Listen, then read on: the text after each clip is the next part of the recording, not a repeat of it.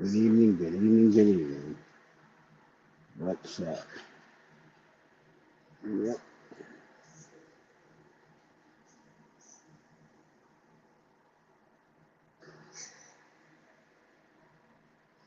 here we go, here we go, here we go.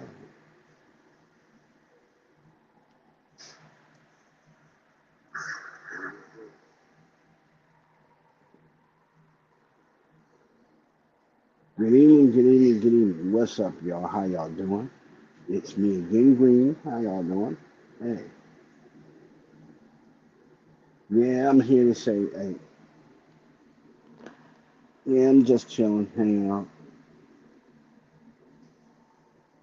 And, by the way, yeah, I noticed that a lot of movies haven't been coming out as of late, but who knows? They'll probably be out later next summer.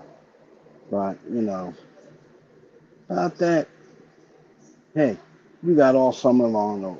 You got all year long to wait next year for those movies. So if I was you, I would just, hey, what's up, Ted? What's up, Green Kinson? Hey, what's going on? How you doing? Glad for you to show up. How you doing? Yeah, you are my number one fan, and I'm telling you, man. Yeah, I was on here. I just come on here to recommend movies for people. Disney stuff. You may, I mean, if you're into Marvel like I am, I would recommend the first Avengers, the first Avengers movie, Hawkeye, Moon and Knight, and um, I would recommend probably X-Men. Yeah, the cartoon X-Men, not the new one, but the one that came out in the 80s, you know. And for movies, I would, yeah. Yeah, and Iron Man. Iron Man, yes. Iron Man 1, 2, and 3. Yes, sir. How could I forget Iron Man? One of the flagship members of Marvel. And don't forget, um, Shazam is also with Marvel, so you may want to check that out. And yeah, Marvel and DC. Yes, sir. Marvel and DC. Okay. Yeah, I enjoy DC too. But with DC, I won't forget Thor. No, I will not. And don't forget Thor, Thunder and Love, and Spider-Man. 1, 2, and 3. Yes, sir. We cannot forget Spider-Man. No, no, no. Because Spider-Man is one of the heroes that started it. You know. But Marvel, yeah. No, you say the new Spider. Yeah, the new Spider-Man. Yeah. Don't forget the new Spider-Man. No Way Home. Yes. No Way Home and Enter the Spider Verse with all the other Spider Men, even Miles Morales, the newest of the Spider Men. Yes. I mean, oh yeah. Did you know that one of the new Spider Men is a woman? Actually, her name is Petra Parker, and she's the alternate version of Peter Parker, except she's a female. Yeah, she is. They don't show her. They don't show her in the movies, but she's all about. They show her in the cartoon. Yeah, they do. Don't forget if you're looking for Marvel, Captain America, the first Avenger. Yes, you can't go wrong with that. Captain America. Yes, sir. Because Cap started it all. The first Avenger. Even though Captain America was meant to be a cartoon that was brought about by the election of a president. You know, he was brought to bolster votes, but Captain America chose to be more. He was more than that. He was an American symbol. You know of what you could achieve if you try hard enough. You know, you become that hero that you aspire to be. Me, yeah, well, it all depends. But Marvel movies are good, DC, but not to mention with if you're looking for other action movies or shows, look up Marvel's Moon and Knight and look up Cloak and Dagger. Yes, on the Disney Channel. Yes, sir. Cloak and Dagger. Hey, you can't go wrong with that. Cloak and Dagger is the shot. I mean, and don't forget the Runaways. Yes, they're part of Marvel's New Mutant Saga. They're supposed to be like a teenage version of X-Men, but you know what I mean. They're fighting these aliens that came to Earth and they're trying to take over, but you know. And we go on to George Lucas. Yes, George. Okay. Yeah, I prefer Supergirl Helen Slater too. Yeah, Supergirl. Yes, sir. Supergirl Helen Slater. Hey, but the other Supergirl is all right too. Sasha Cali, she's okay too. And don't forget Melissa Benoist. She's a good Supergirl. But yeah, I'm just saying you can't go wrong with that. I mean, Supergirl wasn't really part of the Superman lore, but you know they had to invent a female character, female hero for the girls to understand, to more understand Superman. Supergirl's creation was more to the fact of humanizing Superman, you know, showing, you know, the family value, you know, giving him a sense of family, the Man of Steel, you know. He can't just be this lone hero, come to Earth and do everything on his own, you know. But, you know, Sasha Cali is a good Supergirl. Don't forget her. Never forget Sasha Cali. I mean, she's one of the newer ones. And definitely don't forget Alcott. Millie Alcott. She is she is the current Supergirl of the DC. And I'm gonna tell you, she's a good Supergirl. I can't wait for her movie to come out. It's supposed to be hot. I cannot wait for her movie to come out. But those of you who are looking for Supergirl Helen Slater movies, I would check out Walmart. Yes, sir. Walmart sells Supergirl movies. I mean, if you're really into Helen Slater. But yeah, Millie Alcott. Yeah, she's the current Supergirl.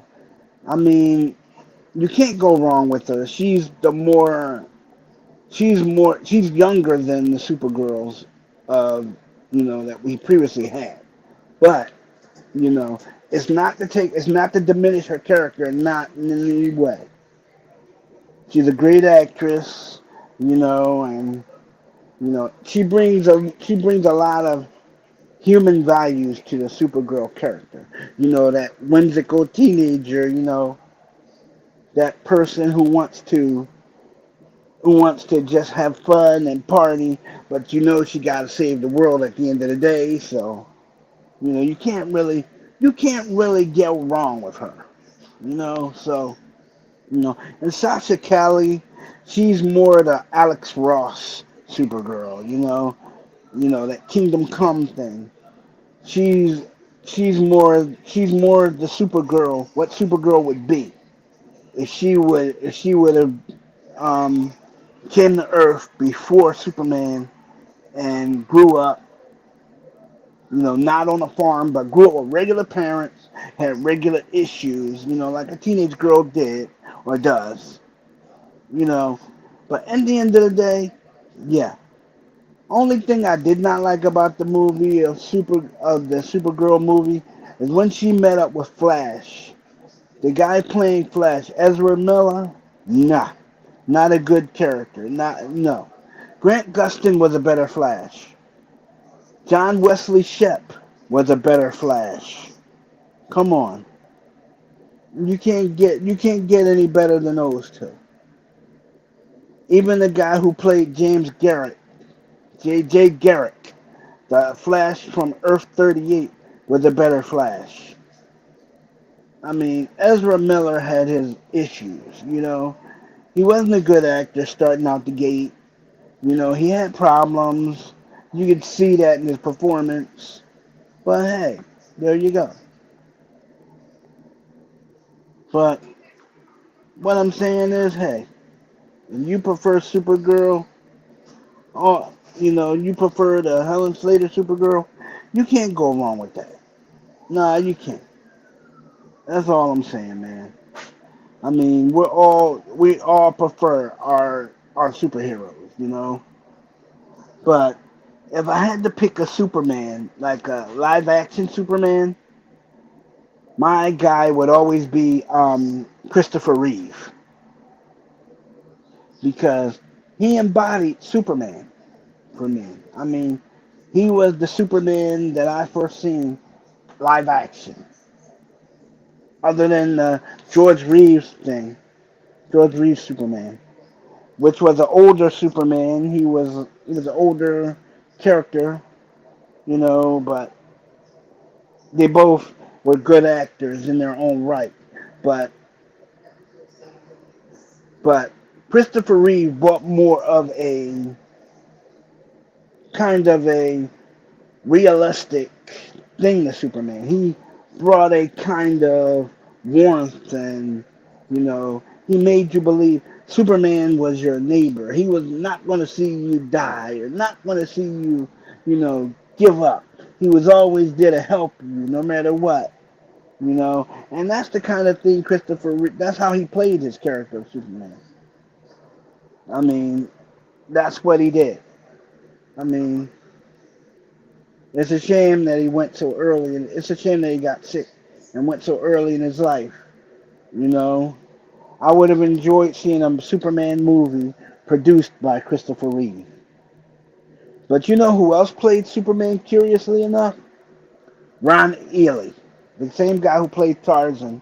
He was in an Elseworlds episode of Superboy where he played the older version of Superboy, now Superman, raising the child raising the child Lex Luthor, raising the not a child Lex Luthor, but another version of himself. He was teaching himself not to misuse his powers and not to be evil. He was just basically teaching him not to do the same things that caused his planet to fail.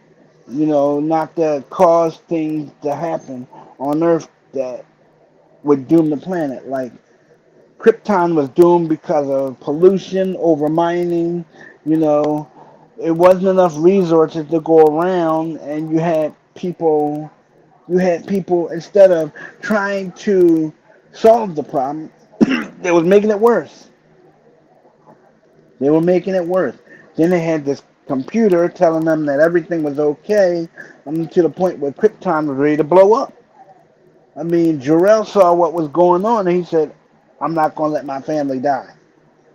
So he put his son in a small rocket, a small cradle pod that he built for him, and sent him off to Earth. But it's a shame. But later on, he, him and Lara did get off of Krypton, but they ended up floating in a field of asteroids containing kryptonite. and they ended up floating there. Superman, who was now in his 30s, in his rocket that he rebuilt, you know, happened along, and he saw this Kryptonian pod containing his parents, and he flew in there and tractor beamed them out. Right? He brought them back to Earth. They couldn't be revived right away. So what he did was he took them to the fortress and put them in cryogenic stasis, until their kryptonite poisoning could be healed, you know. And this David Cornsweet guy, I don't know what they were doing with the Superman character, but Superman did not come here to rule the world and take over and all that. That's what they said. The message from his parents said in the fortress, but I don't believe that because Jor-El would never say something like that. Jor-El always said, never put one person above the rest, but love all humanity instead. You know, never interfere in the regular, never interfere in the history of the planet. But help where you can. That was the basis of that. But you always, it was like you always had a feel for, you always had a feel. Even though Christopher Reeve did play Superman, you always had a feel. Even when he was talking to Jor-El in the fortress, Superman, he didn't know who he was. He identified himself as Clark Kent. But the Jor-El essence in the fortress knew who he was. He knew his son, and he told him of his planet. And, he is not of Earth. He just told him basic things, to get him started.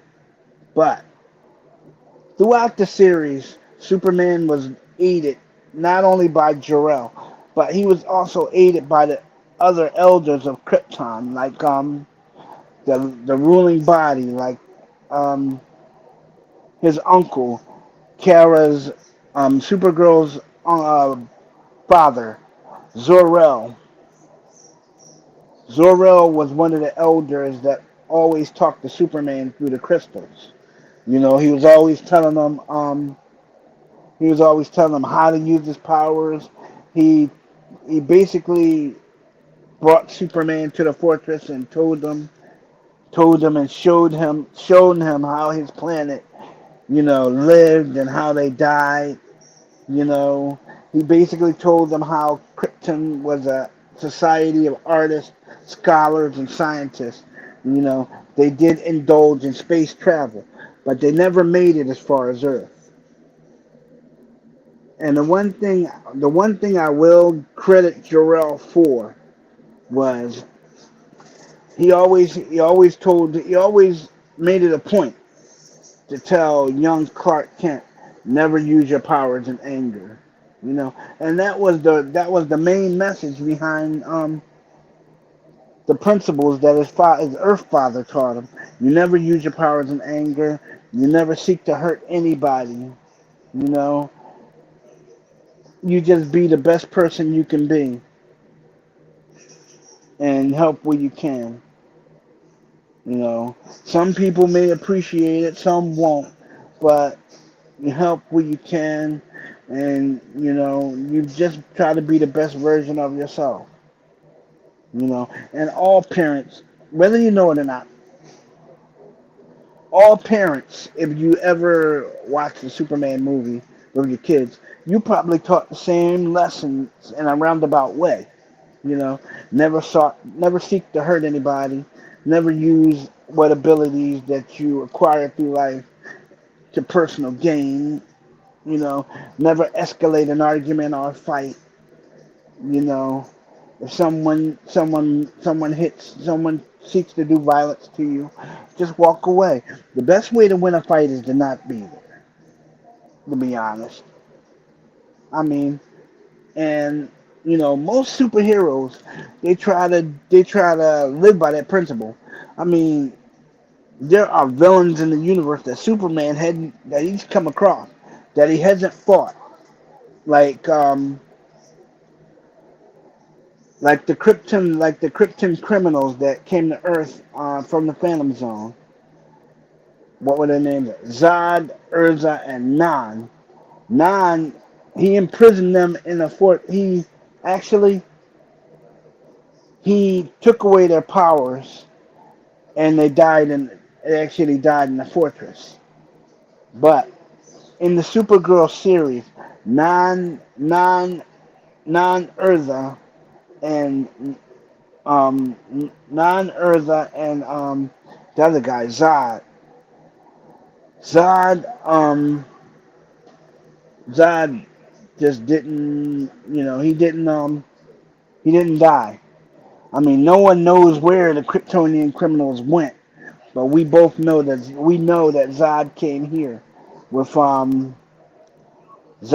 here with his wife Astra. Um, Nan was married to Astra. We don't know what Zod is, but Nan and Astra came with a lot of Kryptonian soldiers, but Zod I don't think was one of them. But all they did was they tried to take over the planet. That's one. They were headed off by Superman with little help from Supergirl. You know, they were headed off. You know, that's when the Earth started developing kryptonite weapons and those battle suits. You know, that's what to make you able to fight a Kryptonian on equal terms. But but I mean, they basically used an Iron Man concept to solve a Superman level problem. Basically, that's what that is. And yeah. So all I'm saying is, when it comes down to that, you know, Superman is also a good movie. He's also the property of DC. You know, you may want to check out the 1978 version of Superman.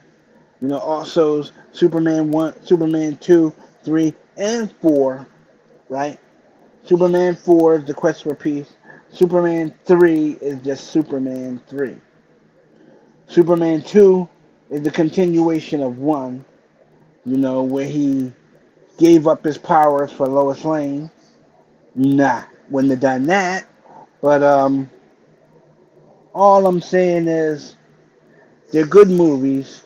You should check them out. I mean, personally, I have them on DVD, and I like watching them because basically they're good movies, and you know, and such. But if you're looking for a good version of Superman to watch Superman and Lois that comes on the HBO Max app.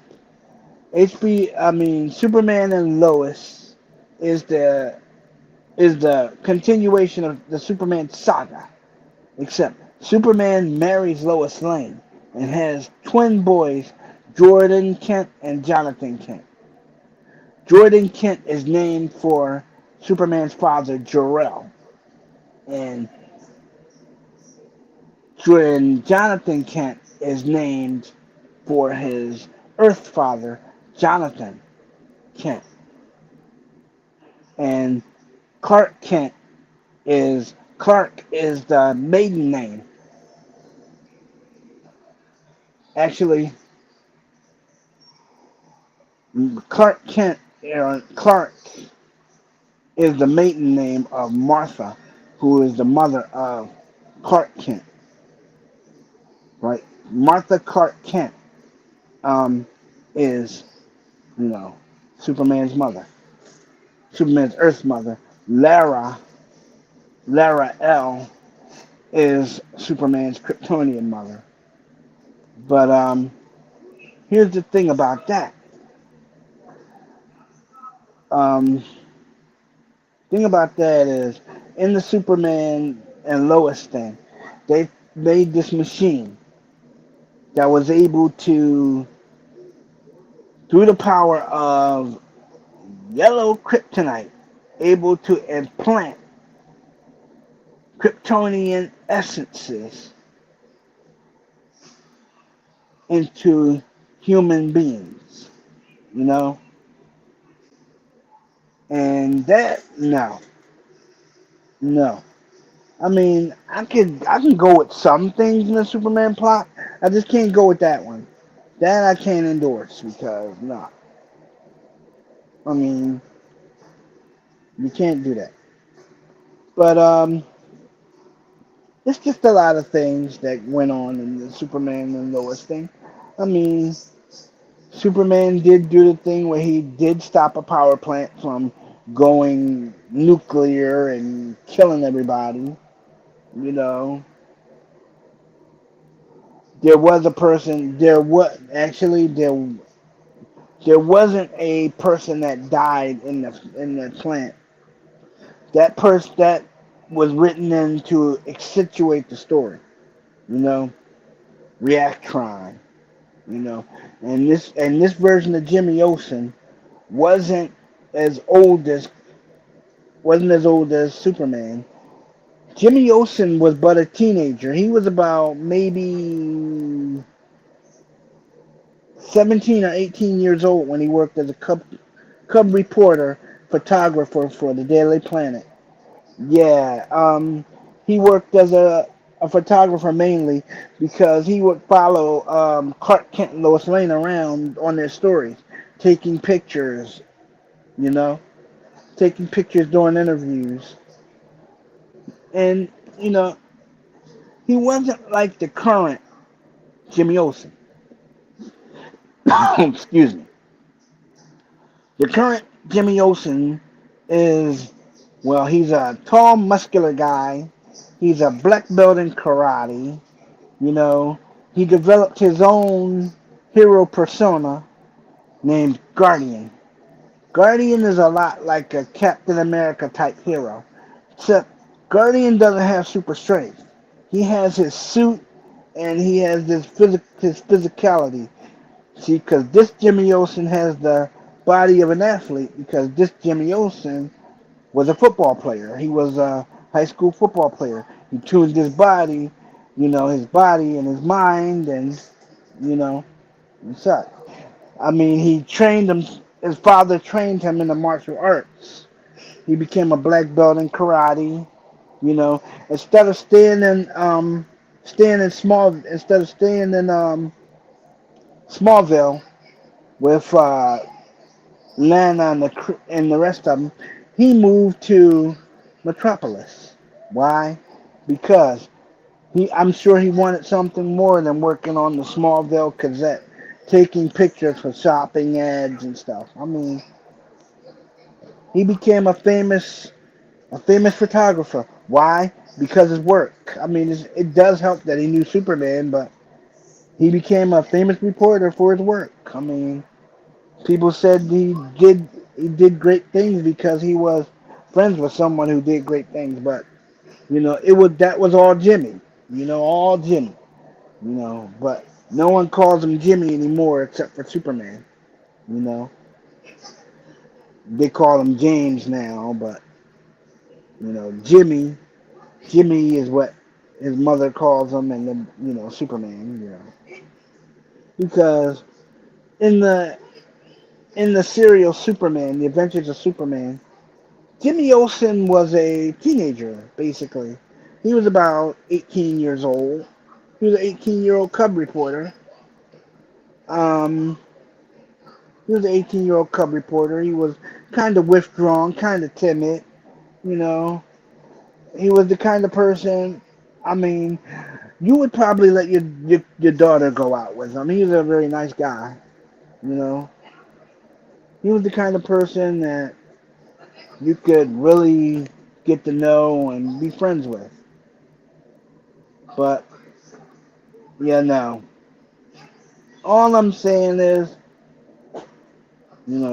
all I'm saying is, if you like Superman, check out the earlier movies of Superman. If you're looking for the early like episodes of Superman with George Reeves, you may want to consult MGM Studios. MGM, they have an app, Turner Movie, Turner Movie, Turner Movie Studios. I mean, and you can order TV shows off of there like Superman, the old Batman series, the Green Hornet.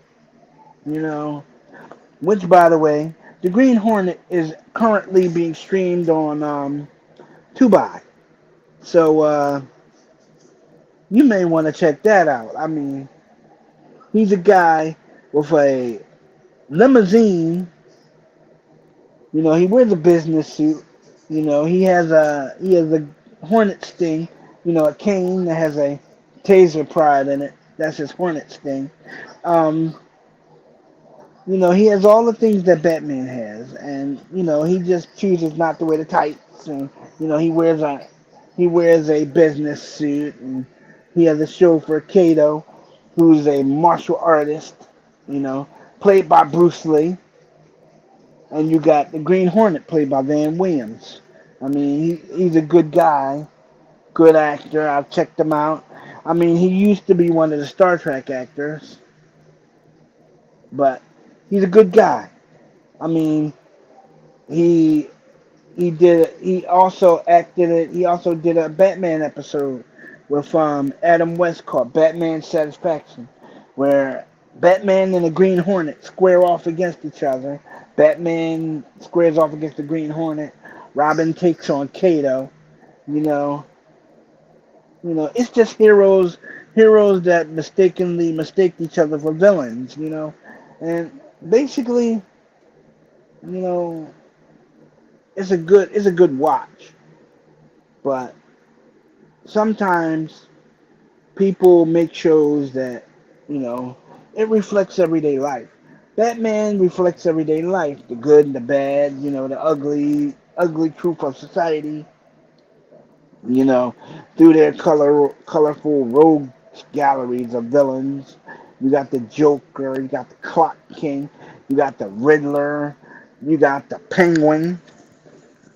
I mean, you got the Bookworm, you got King Tut, you got Egghead, uh, and his wife, what's her name, Minerva. I mean, it's just a lot of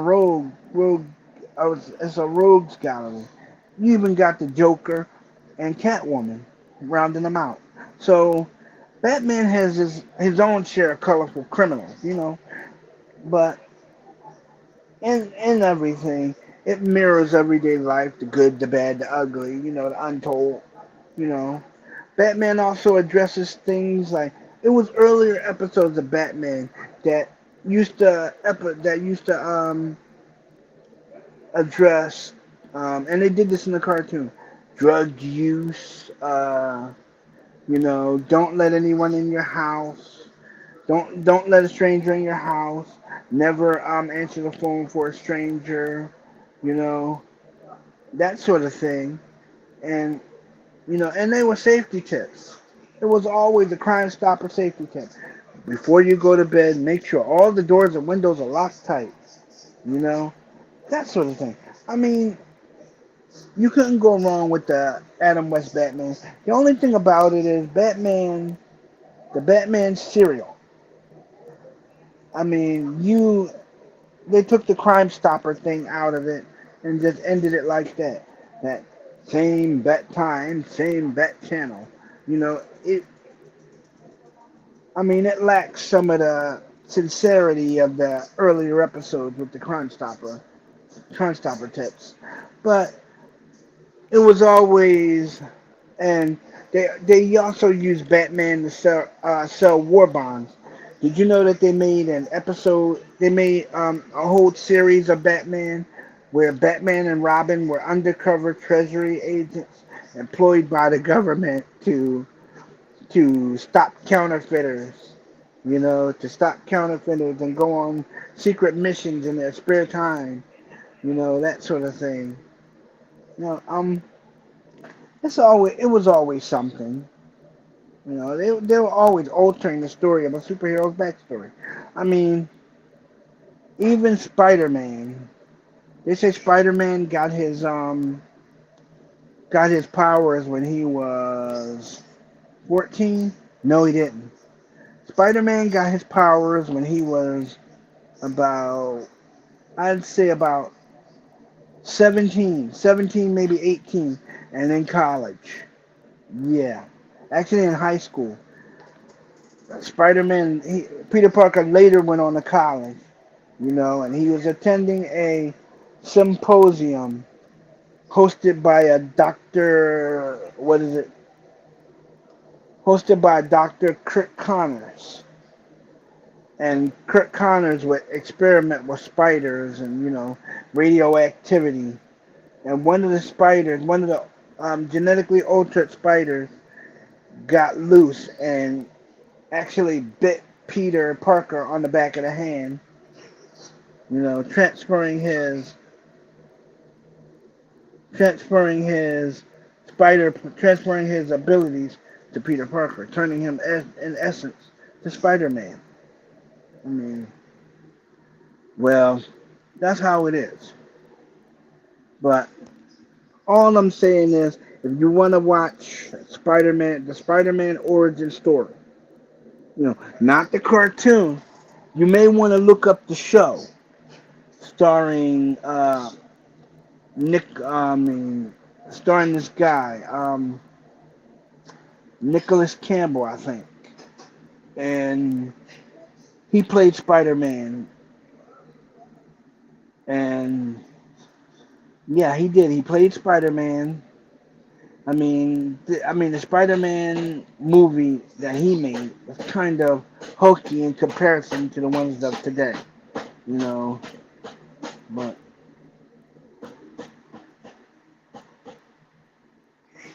all I'm saying is, hey, you may want to look it up. You may not. It's all up to you. But I am going to sign off of here, and I wish you guys a very good night. Oh yeah, Avatar: Fire and Ash comes on tomorrow. You may want to check it out. It's a great movie. I've never seen it myself, but I'm going to check it out.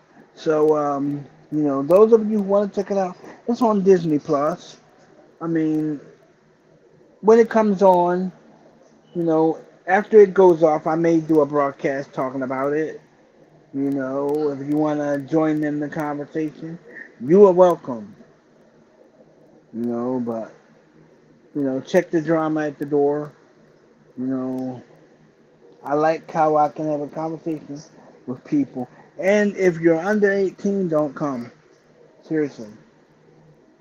I mean, none. No under 18 people allowed. Seriously. I'm just saying. Mm. That's my take on things.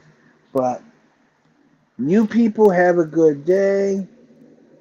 You people have a good day. Oh yeah, before I forget, Autumn Parrish is selling her art projects online. You can get in contact with her through Facebook. Through Facebook, you know, you can get in contact with her through Facebook, and she does things like Sonic the Hedgehog, Amy the Hedgehog. She does all kinds of things. She does Pokemon art, gotcha, and other things. You know, she does OCs for people. You know, she does like she she does like kind of toon animation. So you may want to check her out. She does great art. I mean, she just does it. And the thing is with her, she's trying to get along. She's trying to, make money for her art and stuff. So let's give her a hand and and try to give her a hand because she's a good person. But I'm just saying, you know, give her Artem, give her art a look see if you like anything you like. Contact her and she will make it for you. She will make it for you, you know, and as for that, any price arrangement will be between you and her. You know, I'm just doing a commercial, but all I'm saying is, hey, give her a chance. She's a good artist. She's up and coming. You know, let's support our artists and stuff. I mean, it doesn't matter what other people say. Let's support our young people. You know, let's support our young people. You know, in their arts and in their dreams. You know, art is a young person. So let's give her a chance. And I'm going to sign off here. And I'll see you guys later. Or probably. Have a good rest of the night, guys, girls, and assorted life forms. You know, good night. God bless.